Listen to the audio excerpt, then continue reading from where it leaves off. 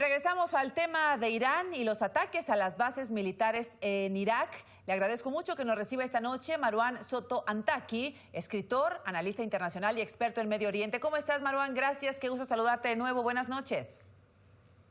Hola, ¿qué tal, Azucena? Muy buenas noches. La pregunta obligada, Marwan, ¿ante qué estamos a esta hora de la noche después de lo sucedido hoy, Marwan?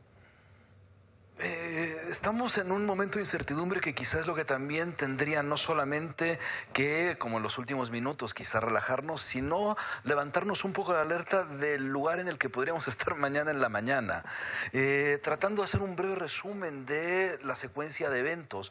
No solamente vimos en un principio la primera respuesta por parte del gobierno de Irán contra el asesinato, la respuesta a partir del asesinato del general Soleimani, sino vimos también una serie de momentos de incertidumbre que daban la impresión de que en cualquier momento se podían salir de control.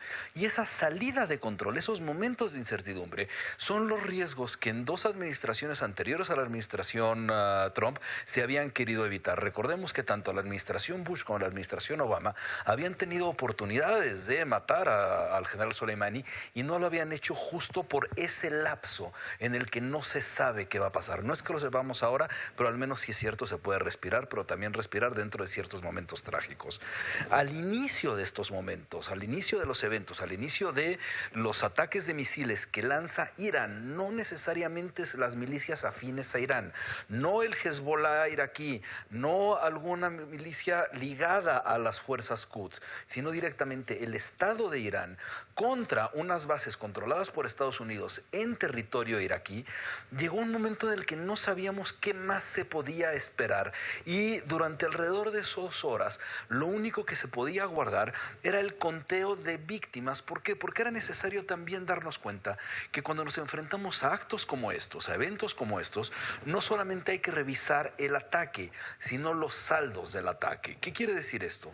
Quiere decir que si hubieran registrado de inmediato víctimas norteamericanas en estos ataques, quizá la respuesta hubiera sido distinta. Desgraciadamente el problema es que aquí hay un asunto paradójico. Solamente se registraron víctimas iraquíes. Resulta que los iraquíes son los que siempre pierden en este tipo de escenarios. El mundo de alguna manera se tranquiliza de que solo haya muertos iraquíes y eso es suficiente para, en la misma frase, darnos cuenta del nivel de la tragedia que es. ¿Por qué? Porque si hubiera habido víctimas norteamericanas, es probable también que ese anuncio de un mensaje por parte del presidente Trump, que después fue cancelado, hubiera tenido otro tipo de tintes. Supimos que alrededor de la hora y cacho del ataque, despegaron de una base en Emiratos Árabes una serie de aviones norteamericanos que sobrevolaron la frontera entre Irak y Siria. Evidentemente no podemos saber qué es lo que estaban haciendo a la hora de sobrevolar, pero obviamente también queda un poco la tensión de vuelta a esta incertidumbre, donde si bien no se sabía cuál iba a ser la respuesta de el Hezbollah, si iban a ampliar las acciones, no se podía prever qué es lo que iba a hacer Estados Unidos.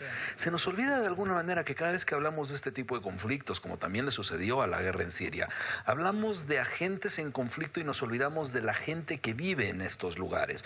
Por eso es trágico pensar que el mundo hoy está tranquilo porque solamente murieron iraquíes, cuando eso tendría que ya preocuparnos porque llevamos a un nivel de escalada donde el proceso de la escalada es bastante conflictivo. Una serie de mensajes dan tranquilidad al mundo dentro de la tragedia de estas vidas que se perdieron, de las vidas que fueron asesinadas. Por un lado, el secretario de Relaciones Exteriores iraní dice algo que cuesta leerlo con exactitud. Dice que en este momento ellos dan por concluidas las acciones en respuesta al asesinato de Soleimani.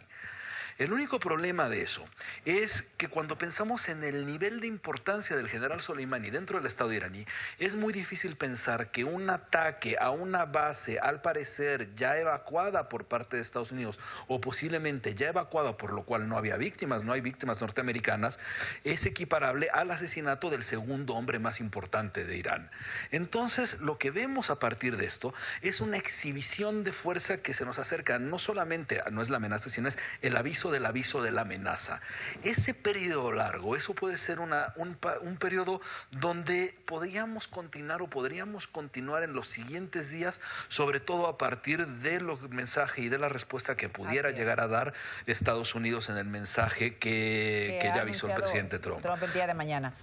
Pues Marwan, vamos a esperar a lo que diga el presidente Donald Trump. Tú me decías hoy, cuando hablábamos en la tarde, que ante todo habría que esperar la prudencia de Donald Trump. Por lo pronto, hoy suspende un mensaje que tenía programado a la nación, lo suspende hasta el día de mañana, y eso pudiera pues marcar la diferencia del rumbo que se puede tomar en los próximos días, Marwan.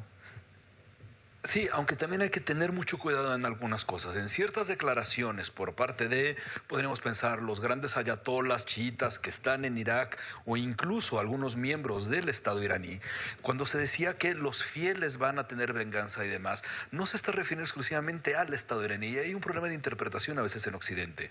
Cuando se dan este tipo de declaraciones, al mismo tiempo se puede esperar, porque contradicen los momentos de tranquilidad con las declaraciones que hemos venido viendo desde el viernes hasta acá, que tienen un tono mucho más beligerante, donde se tiene que todavía mantener alerta a lo que pudiera suceder con Hezbollah libanés, pero también con el Hezbollah iraquí, a partir del asesinato de su líder. No solo se asesinó a Soleimani, se asesinó al fundador de Kataib Hezbollah, la versión iraquí del Hezbollah. Este tipo de facciones todavía pueden tomar algún tipo de acción, que son las que a mí me preocupaban desde un inicio, cuando digo que la escalada puede también ser suficientemente trágica. Pues Marwan, platiquemos nuevamente mañana. Vamos a ver qué dice Donald Trump este miércoles. Muchas gracias por recibirnos a esta hora de la noche. Gracias. Un abrazo. Muchísimas gracias, Azucena. Muy buenas noches. Gracias.